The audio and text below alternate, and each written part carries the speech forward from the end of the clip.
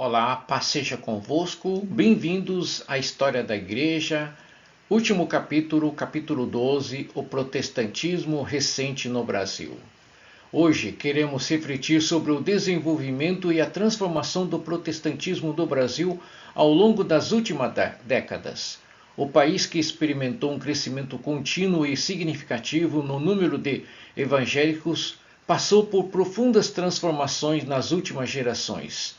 Desde os primeiros movimentos pentecostais com seu foco na santificação e no dom de línguas, até o surgimento das novas denominações neopentecostais que introduziram conceitos como a teologia da prosperidade e o combate ao mal. A história da igreja brasileira é um reflexo de um constante processo de adaptação às realidades sociais e espirituais do nosso tempo. A igreja do Evangelho Quadrangular, a Igreja Deus é Amor e a Igreja O Brasil para Cristo, por exemplo, abriram caminho para uma nova abordagem do Evangelho com foco no evangelismo massivo e no uso das mídias. No entanto, o crescimento das igrejas neopentecostais, como a figura proeminente de líderes como Edir Macedo e o R.R. Soares, revelou também o uso intensivo da televisão e outras formas de comunicação para expandir a mensagem cristã. A adaptação às necessidades contemporâneas, a busca por cura e prosperidade e a inclusão de novas abordagens e subculturas como as comunidades cristãs jovens mostram como o protestantismo brasileiro continua a ser uma força viva e dinâmica. Que Deus nos inspire em nossa caminhada cristã.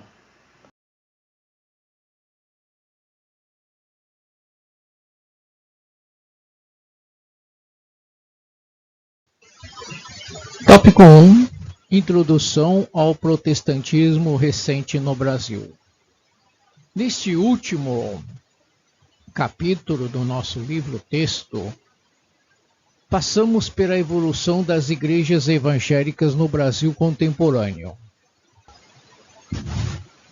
Dividimos esse capítulo em duas partes principais. A primeira aborda o surgimento da chamada segunda geração de igrejas evangélicas. A segunda foca nas novas denominações neopentecostais e no avivamento dentro das igrejas tradicionais.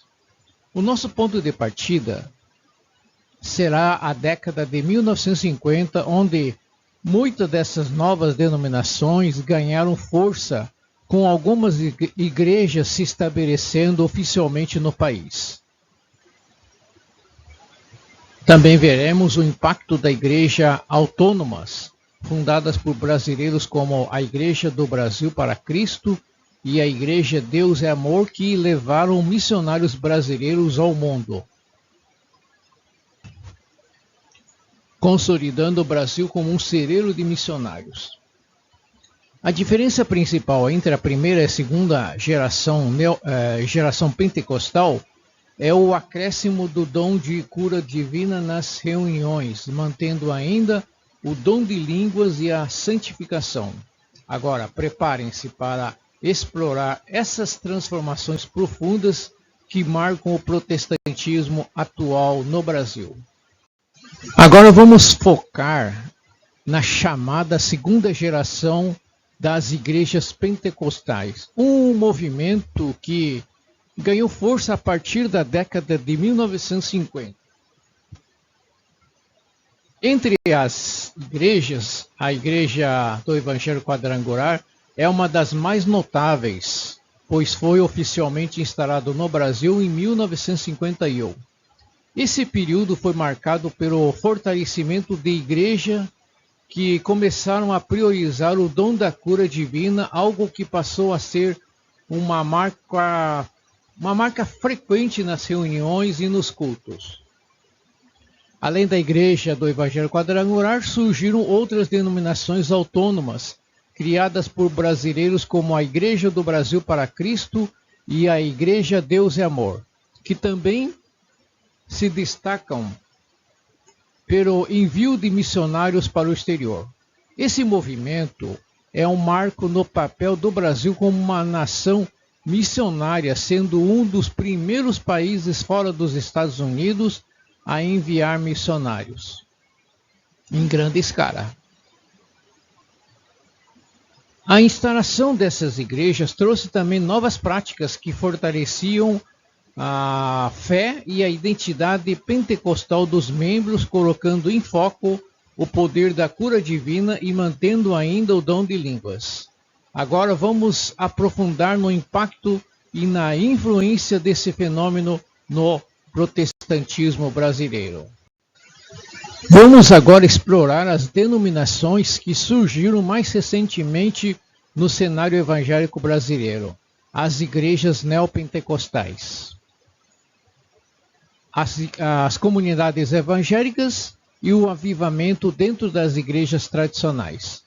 A expansão dessas igrejas reflete uma redução do protestantismo no Brasil com novas práticas, uma teologia mais flexível e voltada para as necessidades contemporâneas dos fiéis.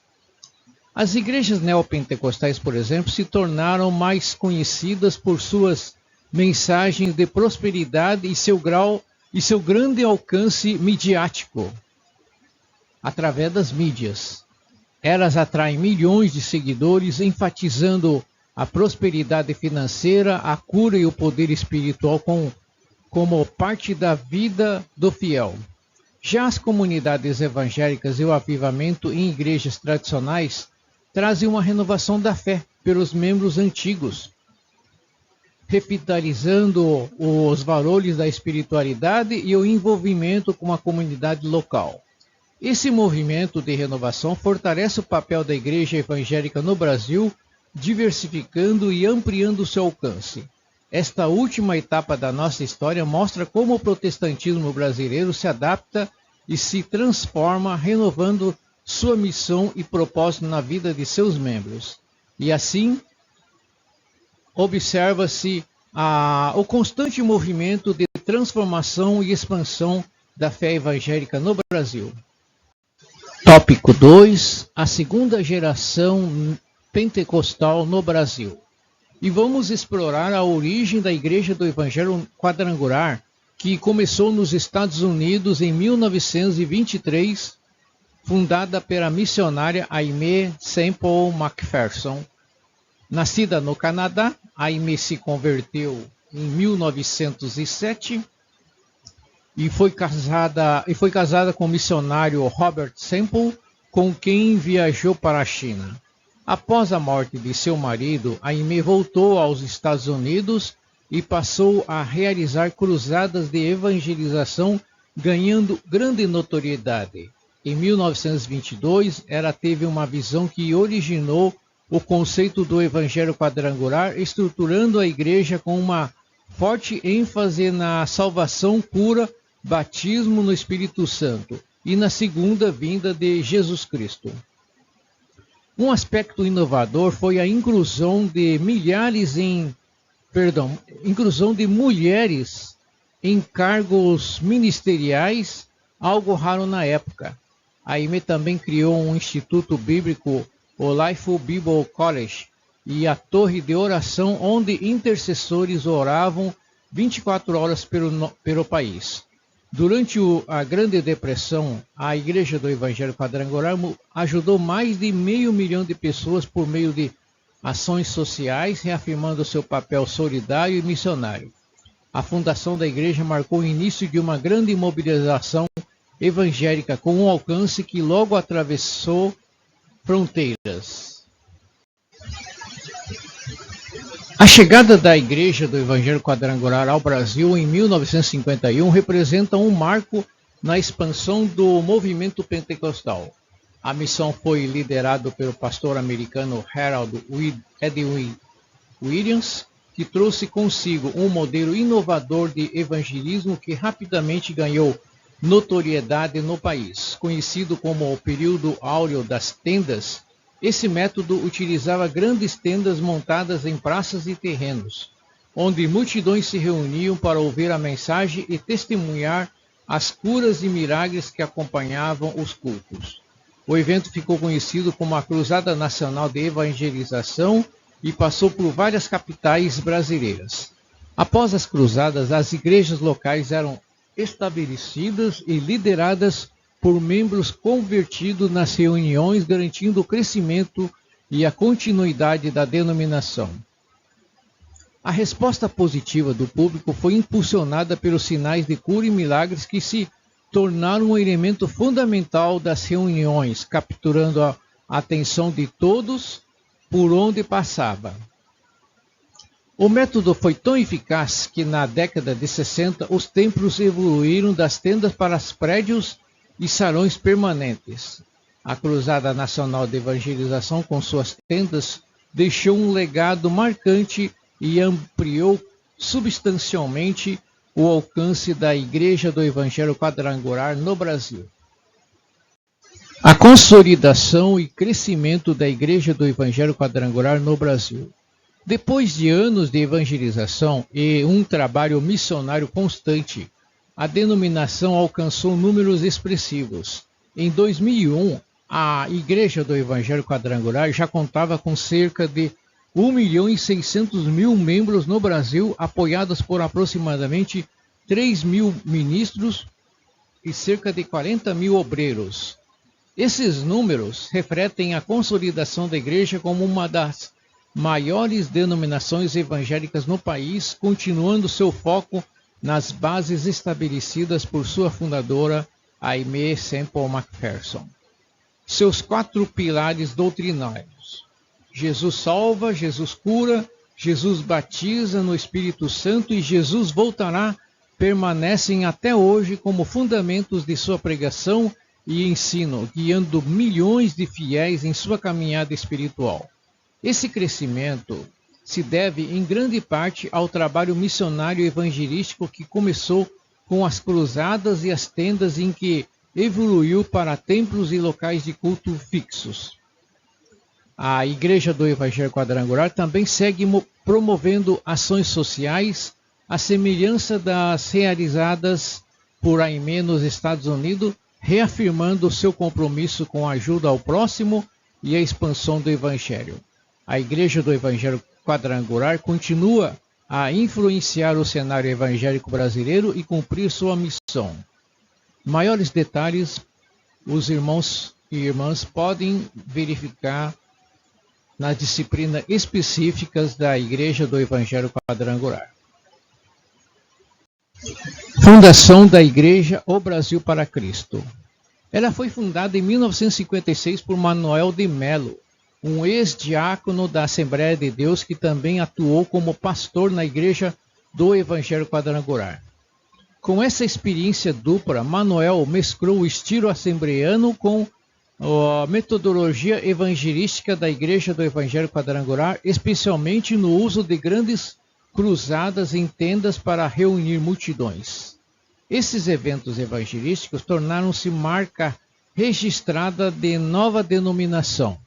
O crescimento da igreja foi extremamente rápido, o que pode ser explicado em parte pelo uso estratégico dos meios de comunicação, especialmente do rádio, que passava por uma fase de grande expansão no Brasil sob o governo de Juscelino Kubitschek.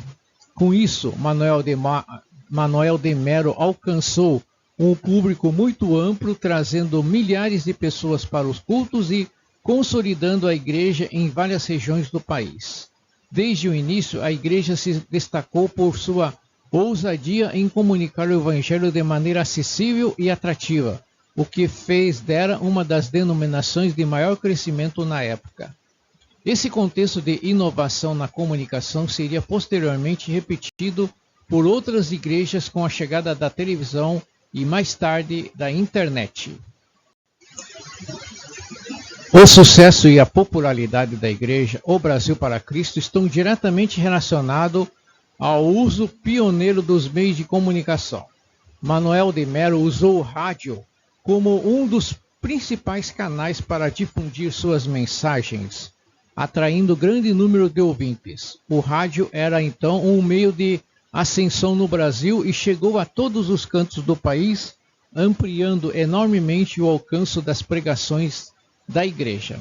Mais tarde, na década de 70, a televisão também se tornaria um canal utilizado pela igreja, permitindo que suas cruzadas e mensagens fossem transmitidas para mais pessoas.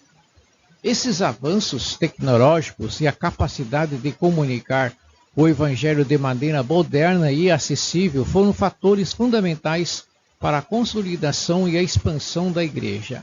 Essa estratégia de utilização dos meios de comunicação foi essencial para a multiplicação da igreja em um ritmo que seria impossível sem esses recursos. Dessa forma, o impacto que o rádio e a televisão tiveram na época é comparável ao efeito da internet nas igrejas a partir dos anos 2000, oferecendo novas oportunidades para a evangelização em massa e o contato direto com o público. Durante a ditadura militar, o crescimento das igrejas evangélicas foi marcado por desafios significativos. A Igreja O Brasil para Cristo, sob a liderança de Manoel de Melo, sofreu perseguições internas por conta da forte presença e popularidade da igreja, além de sua inclinação a realizar curas e sinais milagrosos em eventos públicos. Manoel foi preso diversas vezes sob acusação de charlatanismo e curandeirismo. Estima-se que ele teria sido detido cerca de 27 vezes, enfrentando a oposição das autoridades que viam com desconfiança o crescimento das igrejas evangélicas independentes. Contudo, essas dificuldades não impediram a expansão da denominação. Pelo contrário, o carisma de Manoel de Melo e seu estilo evangelístico atraíram não só uma grande quantidade de fiéis, mas também pastores da Assembleia de Deus e de outras igrejas. A igreja chegou a contar com mais de 1 milhão de membros, consolidando-se como a primeira denominação pentecostal brasileira independente, sem vínculos com patrocinadores estrangeiros. Após a morte de Manoel em 1990, a igreja estabilizou sua membresia, mas continuou a exercer influência com uma denominação de origem nacional, abrindo caminho para muitas outras igrejas fundadas no país nos anos seguintes. A Igreja Pentecostal Deus é Amor foi fundada em 1962 pelo missionário Davi Miranda, um líder de origem assembleiana. A fundação dessa denominação marca a continuidade do movimento pentecostal brasileiro e seu impacto, especialmente entre a população mais humilde e das áreas rurais do país. Assim como outras igrejas pentecostais da época, a Igreja Deus é Amor se utilizou do rádio como ferramenta de divulgação e pregação, o que se mostrou fundamental para seu rápido crescimento e alcance entre as comunidades que na época tinha o rádio como principal meio de comunicação. Outro ponto de destaque foi o envolvimento pessoal de Davi Miranda, que permaneceu ativo na liderança, atraindo fiéis por sua figura carismática e por seu exemplo de dedicação. Esse engajamento direto ajudou a consolidar uma base fiel e uma identidade forte para a igreja, que se espalhou rapidamente pelo Brasil e pelo mundo. Hoje, a Igreja Pentecostal Deus é Amor continua crescendo e mantendo sua popularidade entre as camadas sociais mais simples, oferecendo um espaço de acolhimento e espiritualidade que reflete o compromisso de seu fundador e sua mensagem. O crescimento da Igreja Pentecostal Deus é Amor foi marcante, alcançando muitas pessoas no Brasil e no exterior. Desde sua fundação, as populares, especialmente em comunidades rurais e em áreas urbanas mais pobres. Esse apelo se deve à linguagem simples e às pregações que atendem às necessidades espirituais e emocionais de pessoas vulneráveis. Hoje, a igreja possui cerca de 11 mil templos em 136 países, demonstrando sua adaptação a diferentes culturas. A liderança de Davi Miranda foi crucial para criar uma identidade forte e acolhedora, com uma presença global significativa. A Deus é Amor se destaca como uma das maiores denominações pentecostais brasileiras, influenciando outras igrejas a adotarem estratégias de expansão semelhantes. Além da Igreja Pentecostal Deus é Amor, outras denominações de segunda geração pentecostal se destacam no Brasil, como a Igreja Só o Senhor é Deus, de Miranda Leal, e a Igreja Casa da Bênção, fundada por Doriel de Oliveira em 1964. Essas igrejas seguiram métodos pentecostais de evangelismo, incluindo cruzadas, linguagem acessível e ênfase na cura divina e os dons espirituais. Apesar de diferenças na liderança, todos fortaleceram o pentecostalismo brasileiro, especialmente entre as classes populares e em regiões rurais, onde encontraram maior receptividade. Com foco nas necessidades locais, essas igrejas consolidaram o movimento pentecostal no Brasil a partir dos anos 60, influenciando sua expansão e contribuindo para a diversidade religiosa no país. Tópico 3. Igrejas neopentecostais, as comunidades cristãs e o avivamento das igrejas tradicionais. O neopentecostalismo, terceira fase do pentecostalismo no Brasil, surgiu no Rio de Janeiro e se destaca por sua ênfase na prosperidade e no combate ao mal, visto como barreira à plenitude cristã. Diferente das fases anteriores, adota um discurso dualista, onde a prosperidade material é considerada um direito divino e o exorcismo ocupa papel central em suas práticas. Essas igrejas utilizam amplamente a televisão como meio de evangelização e expansão, atraindo novos adeptos com uma abordagem moderna e dinâmica, marcado por uma visão contemporânea e pela interação com os meios de comunicação. O neopentecostalismo impulsionou o crescimento das igrejas pentecostais no Brasil, consolidando sua influência entre os fiéis e contribuindo para a diversificação do cenário religioso do país. O movimento neopentecostal trouxe ao cristianismo brasileiro a teologia da prosperidade e um intenso combate às forças demoníacas. Para essas igrejas, a prosperidade material é um direito divino e as dificuldades financeiras são atribuídas à ação de entidades malignas, combatidas por meio de exorcismo e orações específicas.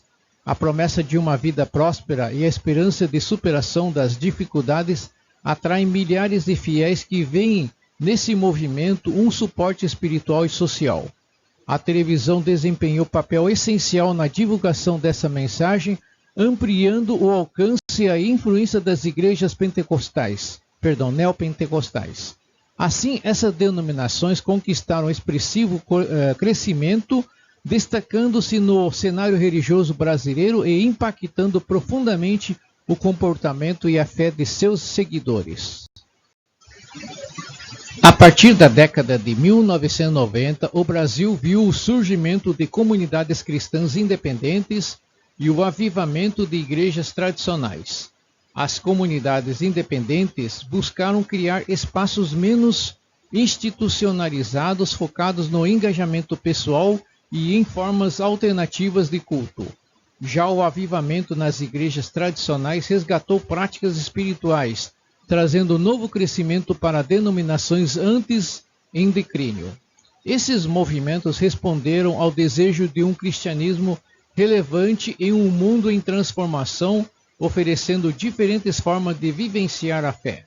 O crescimento dessas abordagens reflete a busca por experiências espirituais diversificadas, consolidando o cristianismo no Brasil como um dos mais dinâmicos e adaptáveis, fortalecendo sua presença e influência na sociedade contemporânea. Fundada em 1977 por Edir Macedo, a Igreja Universal do Reino de Deus começou em um coreto no Meier, Rio de Janeiro, e tornou-se uma das maiores igrejas neopentecostais brasileiras. Desde o início, destacou-se por métodos inovadores como campanhas e rituais que atraíam fiéis de diversas origens religiosas, incluindo católicos e praticantes de religiões afro-brasileiras. A liderança de Macedo foi crucial para o crescimento da Igreja Universal do Reino de Deus, que se expandiu nacional e internacionalmente, consolidando-se como um império religioso e midiático, combinando espiritualidade e aspectos materiais. A Igreja Universal atendeu às necessidades de seu público, tornando-se uma referência no cenário neopentecostal e influenciando profundamente o cristianismo contemporâneo no Brasil e no exterior. As campanhas espirituais são uma marca registrada da Igreja Universal do Reino de Deus.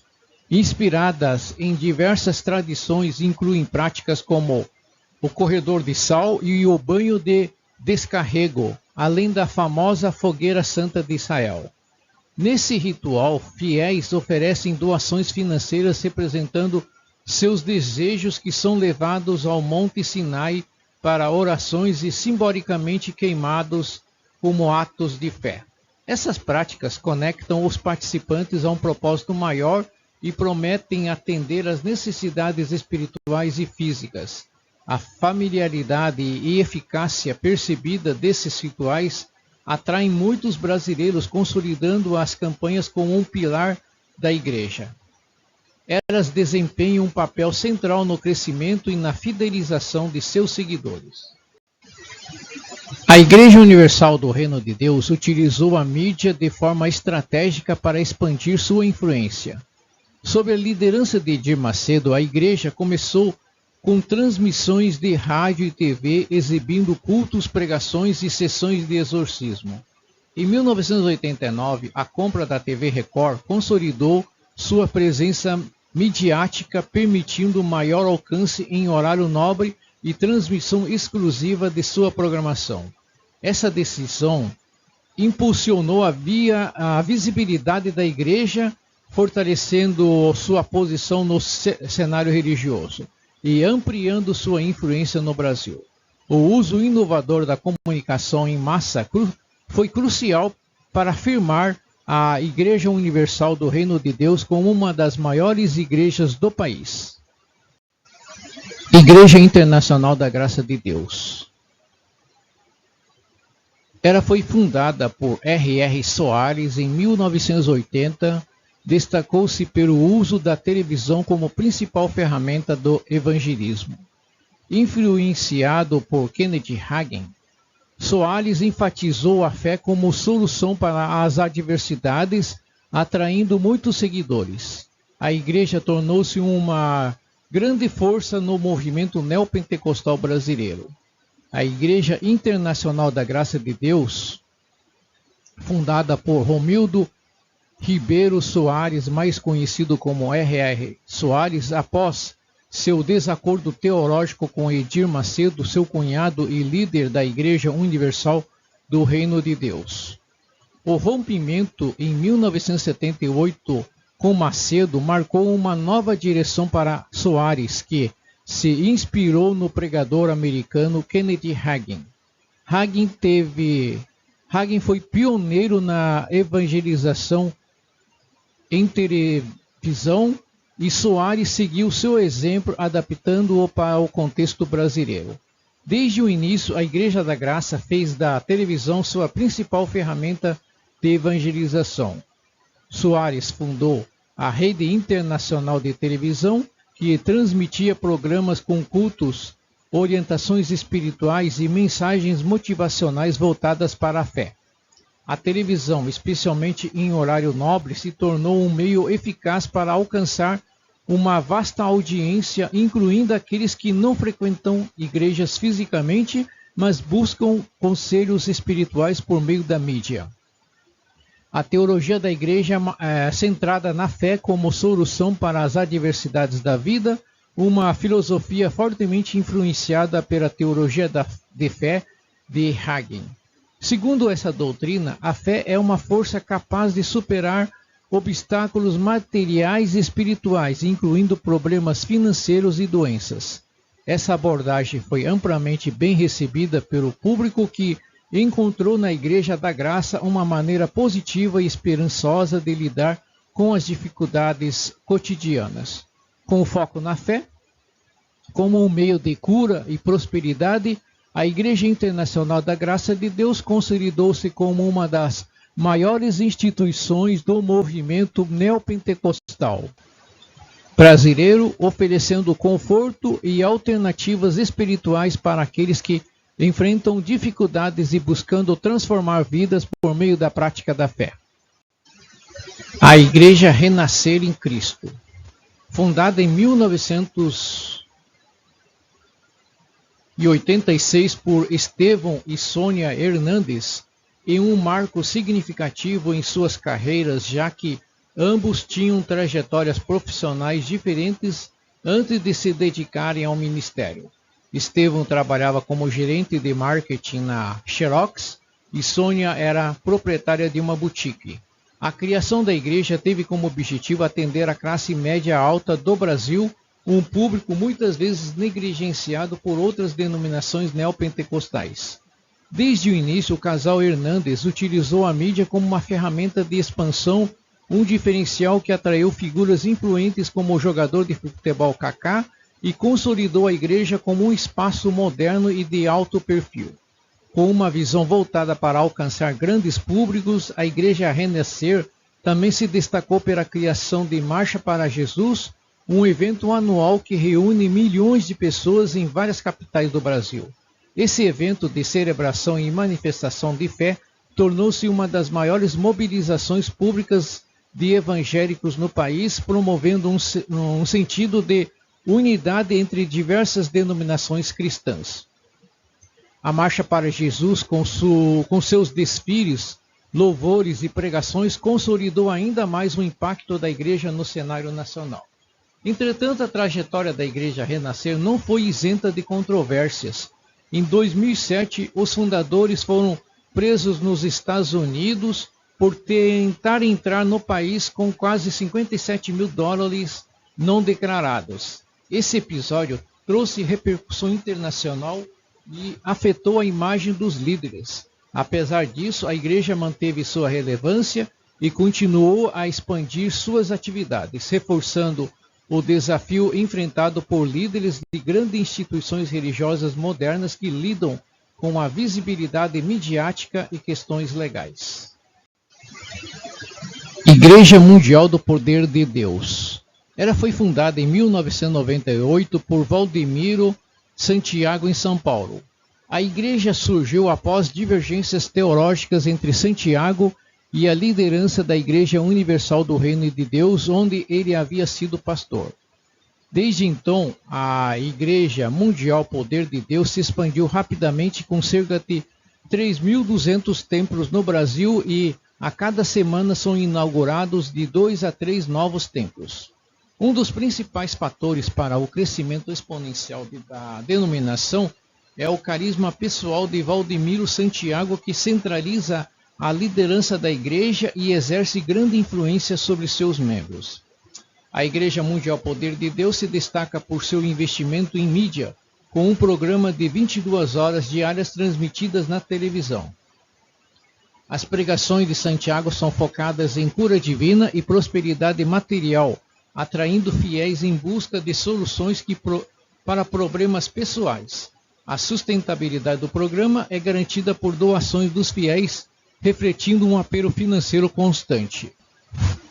Outro fator marcante é a construção de megatemplos, como Cidade Mundial, inaugurada em 2012 em São Paulo, com capacidade para 150 mil pessoas. Essa construção grandiosa representa a disputa entre a Igreja Mundial Poder de Deus e a Igreja Universal do Reino de Deus, que também investe em templos de grandes proporções, como o Templo de Salomão em São Paulo. A rivalidade entre as duas igrejas se reflete na busca por espaços e fiéis nas grandes cidades brasileiras, com ambas competindo pelo título de maior e mais influente denominação neopentecostal do país. a Igreja Mundial do Poder de Deus continua a crescer e consolidar sua presença no cenário religioso brasileiro. Comunidades cristãs, a quarta onda do pentecostalismo no Brasil. O fenômeno das comunidades cristãs no Brasil pode ser considerado uma quarta onda do pentecostalismo que emergiu no final dos anos 90 e início dos anos 2000. Esse movimento representa uma evolução do pentecostalismo tradicional com igrejas independentes e focadas em públicos específicos, ao contrário das grandes denominações. O diferencial das comunidades cristãs está na centralidade da música nos cultos, um fator facilitador para a profissionalização dos grupos gospel e ascensão de gravadoras especializadas. A música se tornou a principal ferramenta de louvor e adoração, atraindo especialmente as novas gerações. Esse modelo dinâmico de culto foca na experiência emocional dos participantes, criando uma identidade própria nas diversas comunidades, como a Igreja Evangélica Bola de Neve, voltada para jovens surfistas, e a comunidade Zadok, que atendia ao público underground, composto por punks, góticos e metaleiros. A música pesada e a estética alternativa desses grupos foram essenciais para estabelecer uma conexão com essas subculturas. Apesar do crescimento dessas comunidades, um dos principais desafios foi a questão financeira, pois a independência das igrejas gerava dificuldades para a manutenção e a sustentabilidade das atividades. A solução foi a formação de alianças entre as igrejas, permitindo suporte financeiro, administrativo e espiritual. Essas alianças ajudaram a criar uma hierarquia eclesiástica, funcionando como uma rede de apoio que garantiu a sobrevivência e o fortalecimento do movimento cristão. Com o tempo, essas alianças se tornaram um modelo híbrido, mantendo a independência das comunidades, mas garantindo a organização necessária para o seu crescimento contínuo. Esse movimento tem contribuído para uma transformação no cenário religioso brasileiro, especialmente entre as novas gerações. O avivamento das igrejas tradicionais tem sido um fenômeno crescente nas últimas décadas. A Igreja Batista da Lagoinha, localizada em Belo Horizonte, foi pioneira nesse movimento, começando na década de 60, quando os membros discutiam o batismo do Espírito Santo. O resultado dessas discussões foi a fundação de um novo ramo dentro do protestantismo brasileiro, os batistas renovados, que se alinham com os movimentos carismáticos do Espírito Santo. A Igreja Batista da Lagoinha tornou-se uma referência para outras igrejas tradicionais que buscavam renovar seus cultos e práticas religiosas. O ministro de louvor diante do trono, vinculado à Igreja Batista da Lagoinha, se tornou um dos maiores expoentes da música gospel no Brasil, sendo um marco na propagação da fé através da música. Outros exemplos de igrejas tradicionais que passaram por avivamento incluem a Igreja Batista Getsemane, a Igreja Batista de Contagem e a Igreja Batista Sharon. Esse avivamento nas igrejas tradicionais não significa uma ruptura com suas origens, mas sim uma adaptação para atrair novas gerações e atender às necessidades espirituais dos fiéis através de uma abordagem mais dinâmica e contemporânea.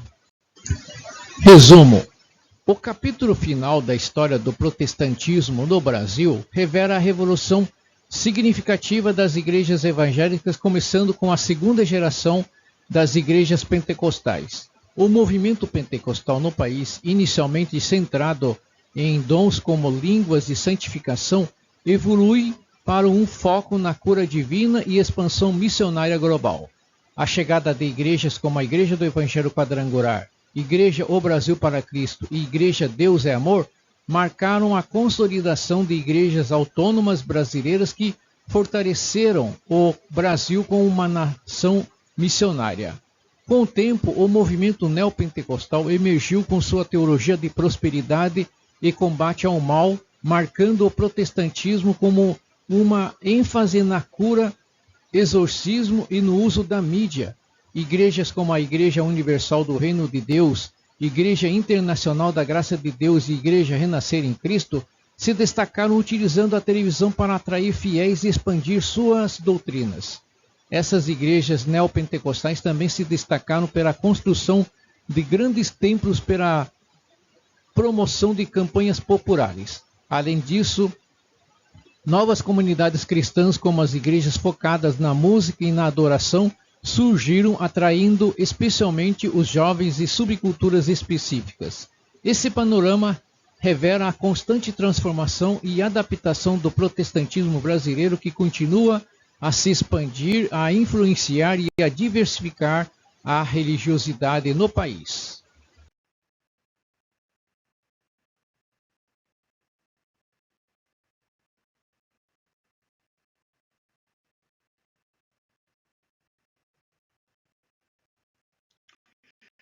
Ao concluirmos a nossa reflexão sobre a evolução do protestantismo no Brasil, vemos que a jornada é marcada pela constante renovação e adaptação das igrejas às demandas da sociedade. A transição das primeiras gerações pentecostais para o surgimento das denominações neopentecostais nos mostra como a fé se transforma, mas mantém sua essência de servir a Deus e ao próximo. O impacto das igrejas brasileiras no cenário mundial, especialmente no que tange ao evangelismo e à adaptação das doutrinas às necessidades dos fiéis, é inegável. O uso das mídias, a expansão do culto à prosperidade e o enfoque em milagres, cura e libertação refletem uma busca contínua por respostas espirituais para os desafios da vida cotidiana.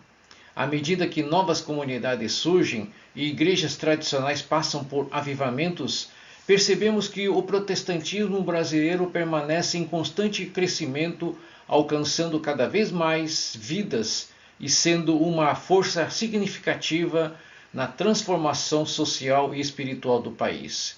Que possamos refletir sobre a importância de nossa fé, de nossa missão como cristãos e sobre o impacto que podemos gerar no mundo ao vivermos o Evangelho de forma fiel e autêntica.